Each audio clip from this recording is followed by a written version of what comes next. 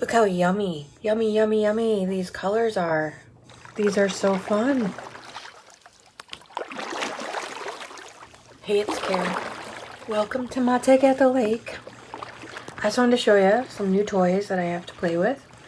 So these, I got the idea from Know It Art, who just uses gel food coloring and water to make sprays to play with. I had gel food coloring. I also have liquid food coloring in these fun colors. And if you remember a few hauls back, my mom had gotten me a bag of these empty bottles. So I have yellow, green, teal, orange, blue, hot pink, purple, and red to play with. And I also had enough to do clear water. And this is a gray. This is ink toner.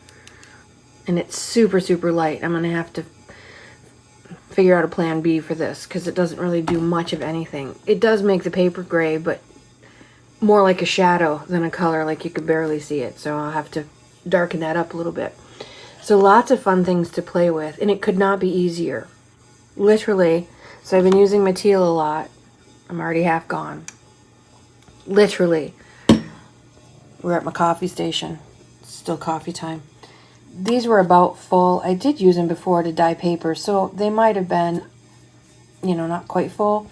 But just take your food coloring, put it in your bottle, add water, shake it up. So, food coloring, bottle, put quite a bit in. And I bought these food colorings specifically for junk journaling, so I'm not wrecking my cake baking. Okay. I just filled it with water in the kitchen sink. Because they're not all going to get used super, super fast, I will put just 1 or 2 drops of alcohol. I'm not making alcohol ink, so I don't want a lot of alcohol. I just want enough alcohol to deter mold growth. That's all. So just a couple, 1 or 2, maybe 3 drops of alcohol. Because plain Jane rubbing alcohol. Little pipette that I got. I think I got a bag of maybe 50 or 100 of them from Amazon for less than $5. Super, super cheap. So I'm just going to take, I filled the cap of the alcohol up with alcohol. It just drips out. I'm going to take a couple drops. 1, 2, 3. Again, only to deter mold growth, not to make alcohol inks. Give it a good shake, shake, shake, shake. If you're using gel, some of these are from gel and some are from liquid. Some are a mix. If you're using gel, you'll have to maybe use warm water to help dissolve that gel a little bit easier. But for these liquids, you don't have to worry about that too much. And I always try it to see how dark we are. And that's the color it was before. So I want to empty that straw and make sure that I'm using the new stuff, the new mix. To me, it looks a little bit lighter than what I had before, so I'm just going to add a few more drops. I added quite a few more drops, so if you remember where we started. So I've almost used, I'd say 3/4 of a bottle now, and it might not get any darker. I might be just wasting my food coloring. These last year or the year before were on clearance at Meijer, so I'm not out a whole lot.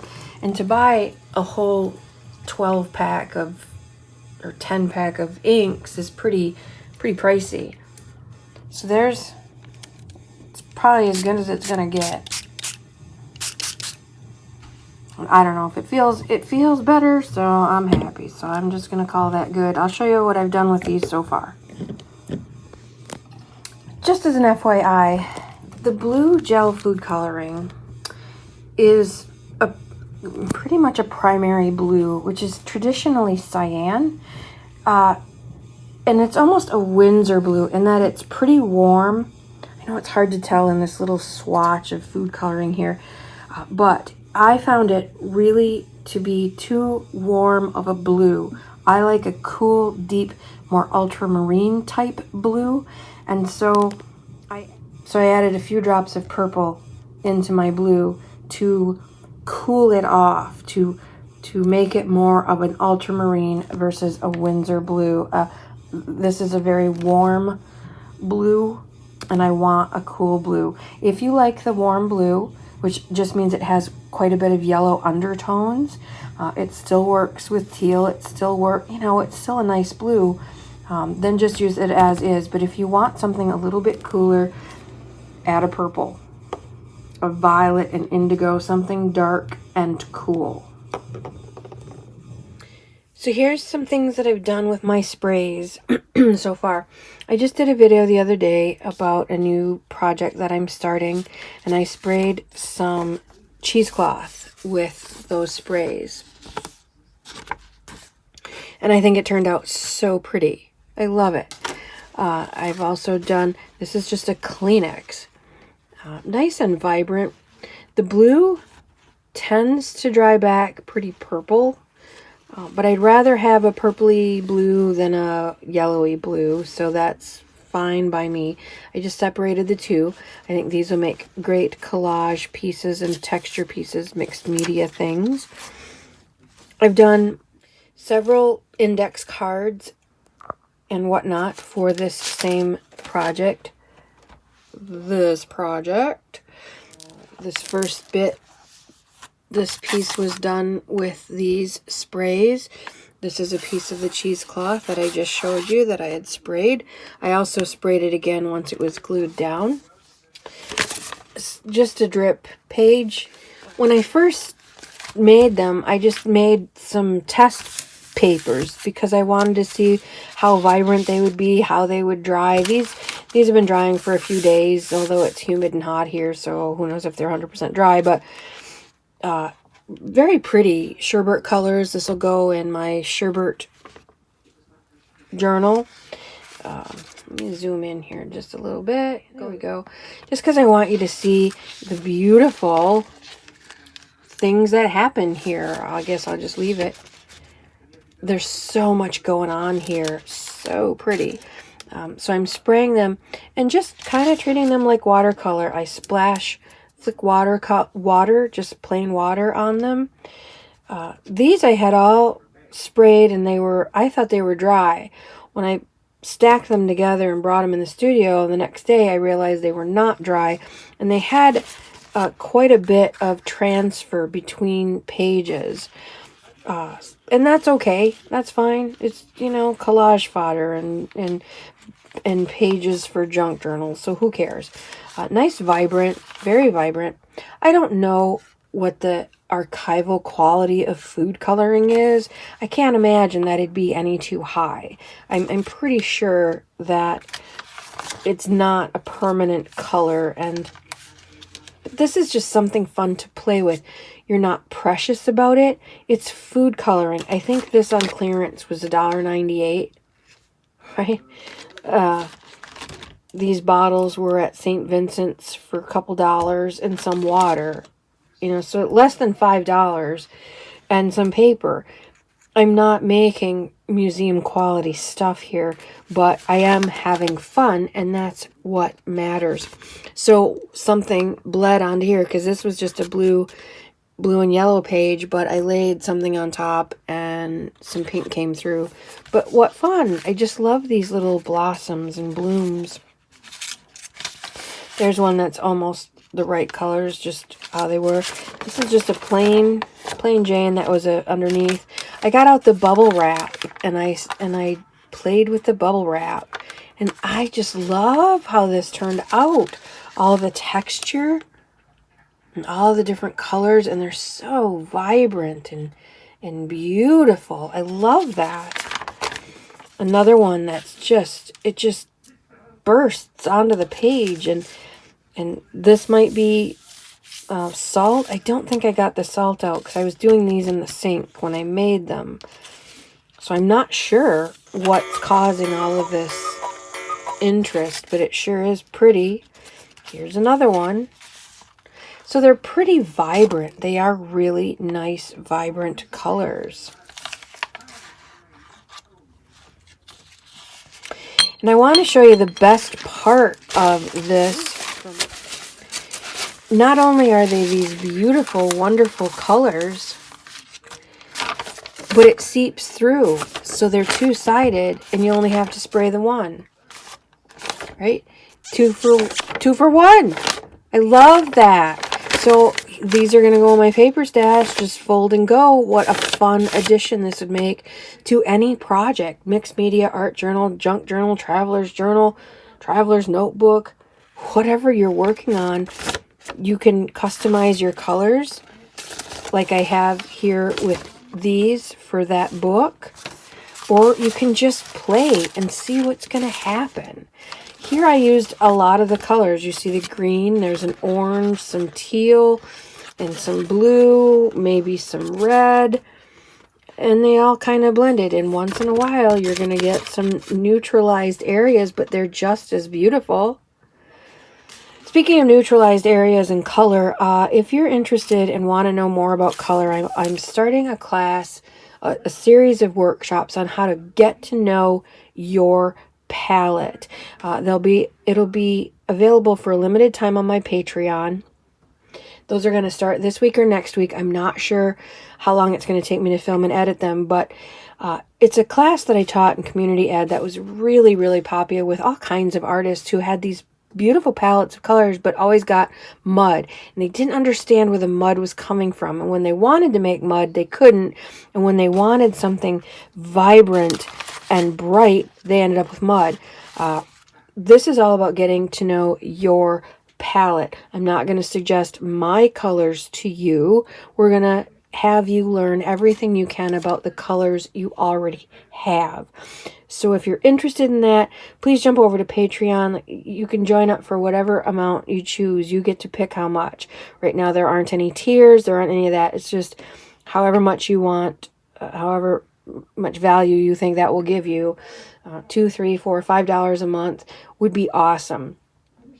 Once the program is all filmed, edited, and ready to go, it's going to leave Patreon and it's going to go to my website for a much higher price. So just if you're interested in bargains, that might be something you're interested in, as well as, being able to learn about your colors. I'm not going to give you a color list to buy. We're just going to do exercises with the colors you already have so you can make the most of the paint you already have. That's why there are some of these neutrals, because I'm mixing all the colors together, but they sing.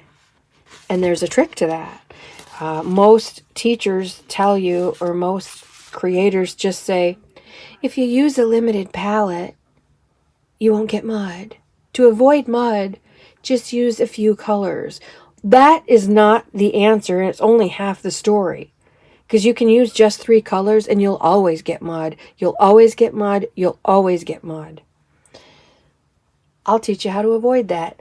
Or make mud that's beautiful, glorious grays, and natural looking neutrals. Those are all, it's learnable. And we can do it with the palette you already have. You don't have to buy special colors. Anyway, back to our regularly scheduled program.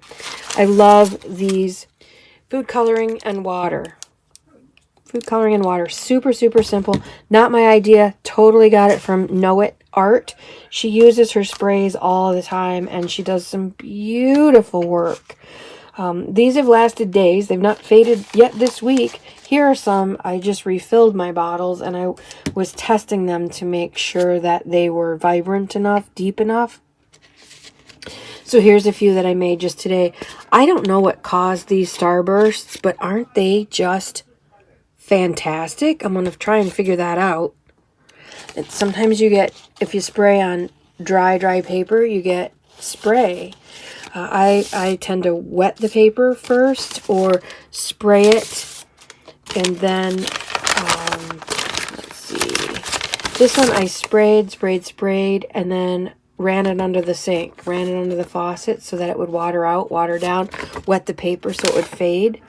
But isn't that awesome? Two-sided, so you don't have to deal with really cool blank. I love that. This was just the underneath page. I had a stack of papers and I was spraying and trying out my my sprays to make sure they were deep enough. This is just an underpiece, but I love it. I love how it turned out. Both sides. Easy peasy.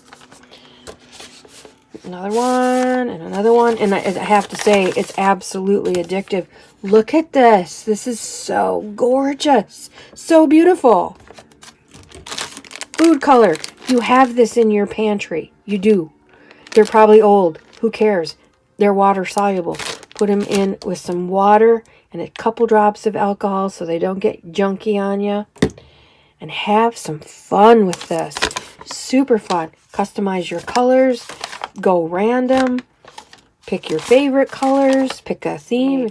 Your under pages will be just as cool. And the back sides too. So much fun. So much fun. And fairly cheap. You know, there aren't a lot of things in the junk journal world other than junk mail that's cheap. So if you can find some toys to play with that you already have, you may as well.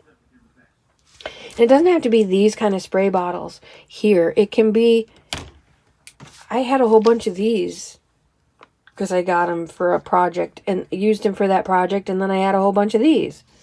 Can be just something you might have in your bathroom. It doesn't have to be a certain kind of bottle. It can be, you probably don't have this kind of bottle, but an old Windex bottle. How many of these do we have lying around? Plant bottles. It can be anything. Of course, if you're going to go this big, of course, you just need a little tiny bit. A little teeny bit. Unless you have a giant cachet of food coloring. Anyway, let me know if you try this, or let me know if you have tried this, or if you've been doing this. I'd love to know how long it lasts. Like, do you know how long it takes for this to fade to nothing? Will it ever fade? I know if you get this on your clothes, it's there forever. So maybe it is permanent. Well, I don't know. I don't care. It's fun to play with. If you're interested in the Get to Know Your Palette workshop series, hop over to Patreon, sign up, and watch for those. Those will come soon. There are things there for Patreon members, patrons. There are lots and lots of freebies on the Patreon page that are just free, just there for the taking. If you do stop over by Patreon, just jot me a note and say, hey, stop by. Good to see you here, so I know that you were there. Because as far as I can tell, Patreon doesn't let me know that. And I'd love to know. Because I'm nosy. Anyway, this was fast and fun, and I hope you try it. And I'd love to, if you tag me on Instagram, I'll get there eventually and see what you've done. Because this stuff just lights me up. And I'd love to see what you end up doing with it. Until then, go love up your beastlies. Because you never know what tomorrow's going to bring. And my take at the lake. Out for now.